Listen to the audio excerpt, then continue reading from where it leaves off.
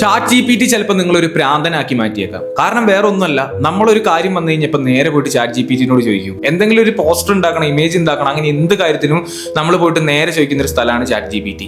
ഇത് നമുക്ക് ഒരു കണക്കിന് യൂസ്ഫുൾ ആണ്, വളരെ സമയം ലാഭിക്കുന്ന ഒന്നുമാണ്. നമ്മൾ ഈ കഴിഞ്ഞ വർഷം വരെ നമുക്കൊരു കാര്യം അറിയണമെന്നുണ്ടെങ്കിൽ പലരും ഉപയോഗിച്ചുകൊണ്ടിരുന്നത് ഗൂഗിൾ തന്നെയാണ്. അതായത് ഗൂഗിളിൽ കുറേ നമ്മൾ സെർച്ച് ചെയ്ത് പല കാര്യങ്ങളിലൂടെയാണ് നമ്മുടേതായ ഒരു ഫൈൻഡിങ്സിലേക്ക് എത്തിക്കൊണ്ടിരുന്നത്.